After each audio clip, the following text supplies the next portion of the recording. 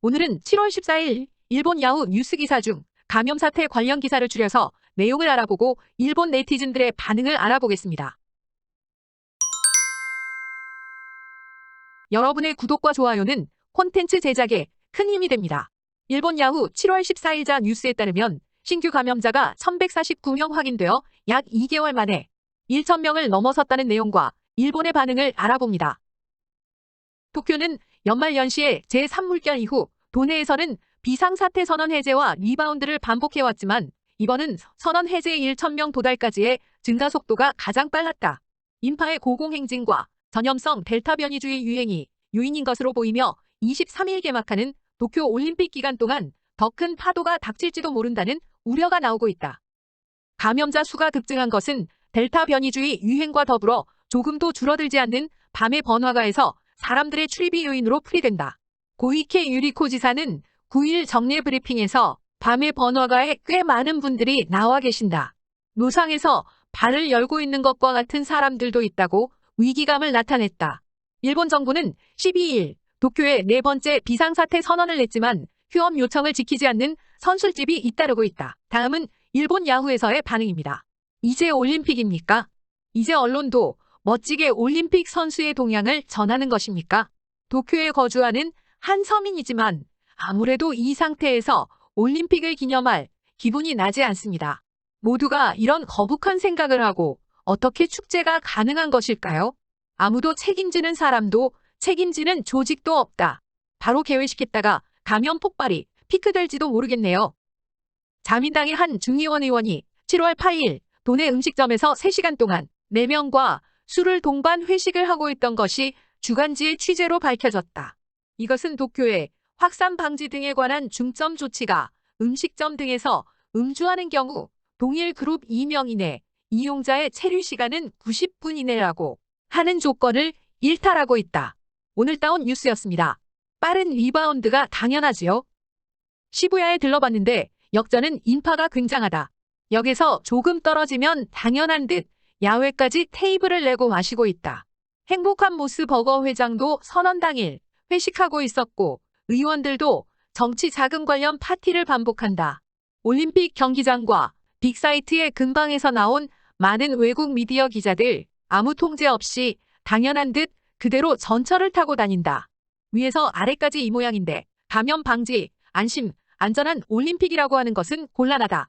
구글의 인공지능에 따르면 도쿄의 신규 감염자 수는 7월 후반부터 급증하고 7월 21일에는 1일 2,000명에 도달, 올림픽 개최 기간 중에도 감염자 수가 크게 증가할 것으로 예상, 7월 중 1일 3,000명의 감염자가 나올 최악의 패턴이며 8월 초에 1일 5,000명 등 구글의 인공지능 예상은 상당한 감염 폭발을 예상. 실제 7월 14일 신규 감염자 수가 1,149명이라는 것은 적어도 2,000명대에 도달하는 것이 시간 문제라는 의미. 또한 도쿄의 코로나 검사 수는 1일 1만 건 정도로 적고 감염자가 계속 늘어도 어딘가에서 검사 제한에 걸려 양성률만 상승, 포화 상태가 될 것 같습니다. 지난 토요일 요코하마 역에 갔었는데 꽤 많은 사람이 있었습니다. 그 중에서도 마스크하지 않은 난폭한 느낌의 청소년들이 꽤 있었습니다. 이제 국민은 아무것도 말하지 않고 느끼지 않고 특히 젊은 사람은 전혀 관계없는 그런 느낌이 되어버렸다. 올림픽을 실행하는 경우 더 강한 힘으로 국민들에게 감염 예방을 발신해 나가지 않으면 감염이 늘어나는 것은 당연하지요. 음식점과 술을 제공하는 가게 가운데에도 잘 자제하고 규칙을 지키고 있는 가게가 손해를 보고 있습니다. 정말 재미있는 이야기입니다. 국가 대응의 지연. 시간이 지나도 변할 줄 모릅니다. 남편이 델타주 감염으로 입원했습니다. 감염병 사태 이후 외식도 외출도 거의 하지 않았습니다. 남편은 친구도 한 명도 만나지 않았고 내가 재택, 남편은 출근만 하고 있었습니다. 직장에서도 화장실 양치질을 꼼꼼하게 하고 서로 거리를 두고 일을 하고 있었다. 하지만 목이 아프다고 느끼는 순간 금방 고열이 되었습니다. 발열상담센터에 소개된 병원에 갔는데 거기는 PCR을 안 하고 보건소를 소개, 전화하면 보건소는 몇 가지 질문 후 감기일 테니 다시 병원에 가라고. 병원 보건소에 연락해라. 보건소 전화 병원의 반복이 4회 정도 이어져 절대로 검사하지 않겠다는 고집을 느꼈습니다. 결국 입맛이 없어지고 그때에는 이미 병세가 악화되어 즉시 입원. 다음은 오늘 야후에 실린 겐다이 비즈니스의 뉴스로 늦은 나라 한국의 반격과 일본 넷 우익과 여고생 간의 배틀, 이란 기사 내용과 일본의 반응을 알아봅니다. 혐한을 부추기는 정치와 우익들이 만연하면서 한국의 대중문화를 즐기는 젊은 층과 여성층이 현재 일본에는 병존하고 있다. 함께 양국의 역사에 대한 정확한 지식이 얇다 해도 후자의 층이 향후 양국 관계를 새롭게 다시 연결해 나갈 가능성을 내포하고 있는지도 모릅니다. 단 한일 관계의 악화를 부추기는 정치와 미디어의 영향이 향후 그러한 문화적인 흐름을 저하할 가능성도 부정할 수 없다. 우익과 여고생 양대 그룹을 설정하여 차별을 하고 있는 아오키 야스다란 인간의 그릇 자금을 알 수 있을 것이다. 괜찮은 인간이라면 왜 이런 상황이 되어 있는지 어떤 관점에서라도 기자라면 객관적으로 봐야 하지만 이 두 명에 대해서는 그 정도의 주점에서 술 푸념 정도의 근거 없는 망언을 흘려보내고 끝내는구나. 왜 또 시바키대 근처의 좌익 인사들을 집요하게 등장시킬까? 현대 비즈니스는 일본을 한국화하고 싶다고 밖에 생각할 수 없다. 아오키 야스다 콤비. 일부 인사 이외에는 공감할 수 없는 사람들이다. 이 두 사람은 딱지가 붙어버렸다.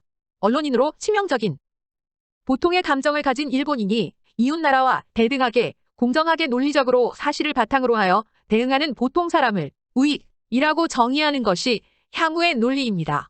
저쪽은 정부 교육자 지식인 언론 모두가 진실과 상관없이 욕설로 비판합니다. 레이더 조사 문제도 불성실한 답을 받았고 인접국의 편향 사상이 그대로인 채 미래의 아이들이 부정적인 유산을 무책임하게 전달받는 것을 그만두어야 하고 이 시대에 어른이 책임을 가지고 행동하지 않으면 안 되는데 결국 진정한 우호 관계는 대등하지 않으면 성립되지 않는다. 일본에 대한 한국의 비호감은 약 80%, 한국에 대한 일본의 비호감도 대개 그만큼 덧붙여서 국내 자민당의 안반 지지층은 약 30%, 무당파층은 약 50%. 여기에서 알 수 있는 것은 일본 상대국의 비호감을 차지하는 것은 우익뿐만 아니고 자민당 지지자만이 아니다. 반대로 국내뿐만 아니라 민족주의자만이 아니다. 미움받는 데는 이유가 있다. 그럼 왜 여고생의 일부 또는 절반은 그렇지 않은 것인가? 그것은 정치 이외에도 자신들이 관심 있는 것을 제외하고는 알고 싶지 않고 가만히 두면 좋겠다 생각하고 있기 때문일 것이다. 그렇게 생각하고 있는 사람에게 공격하는 것은 잘못이다. 그러나 분별력이 생기면 한국에 대해 다른 감정을 가진 사람도 나올 것이다. 오늘은 일본의 감염 폭증과 넷 우익과 일본 여고생과의 배틀에 관해 알아보고 일본 반응을 함께 살펴봤습니다. 감사합니다. 여러분의 구독과 좋아요, 알람 설정은 좋은 콘텐츠 제작에 큰 힘이 됩니다. 구독, 좋아요, 알람 설정 감사합니다.